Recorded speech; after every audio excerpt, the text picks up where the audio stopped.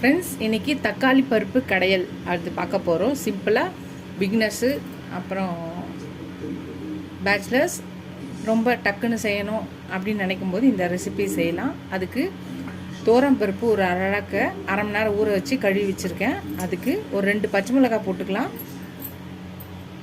சின்ன வெங்காயம் ஒரு 10 அதை அரிஞ்சு போட்டுக்கலாம்.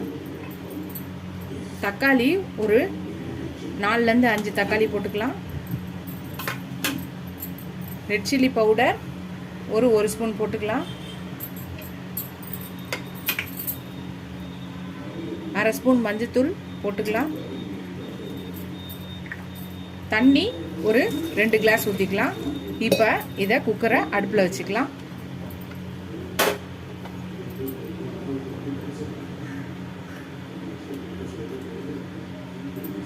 ஒரு கலக்கிட்டு குக்கர் போட்டு மூடி விசில் போட்டு 4 விசில் வச்சு இறக்கலாம். அப்புறம் பார்க்கலாம். ஃப்ரெண்ட்ஸ், நம்ம 4 விசில்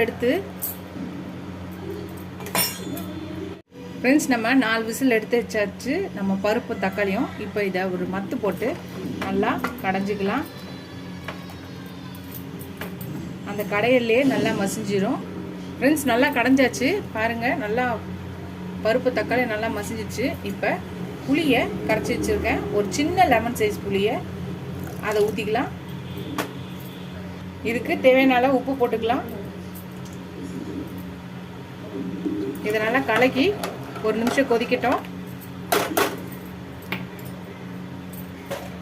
இப்போ இதுக்கு ஒரு தாளிப்பு கொடுத்துடலாம். சின்ன பேனில் கடாயில் எண்ணெய் ஊற்றி வச்சுருக்கேன். கடுகு போட்டுக்கலாம். உளுந்து, சீரகம், துளியுண்டு வெந்தயம், ஒரு 2 காஞ்ச மிளகாய், சின்ன வெங்காயம் ஒரு 10 பல்லு, 10 சின்ன வெங்காயத்தை பொடியாக அரைஞ்சி வச்சுருக்கேன். கருவேப்பிலை. இது நல்லா ஃப்ரை ஆனோடனே இப்போ கொஞ்சோண்டு பெருங்காயம் போட்டுக்கலாம். இப்போ இதை தாளித்ததை அதோட தக்காளி பருப்பில் போட்டுடலாம். நல்லா கொதிக்குது.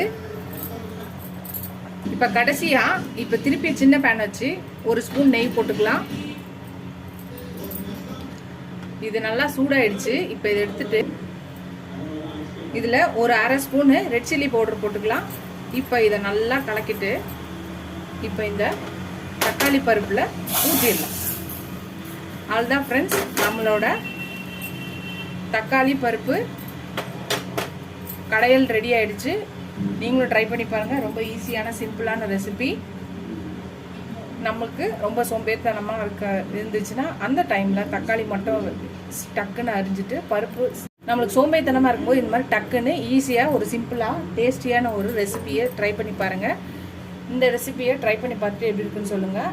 இந்த வீடியோ இதோட முடியுது. அடுத்த வீடியோ அடுத்த ரெசிபியில் பார்க்கலாம். ஃபஸ்ட் டைம் என் சேனலை பார்க்கணும், சப்ஸ்கிரைப் பண்ணிட்டு பாருங்கள்.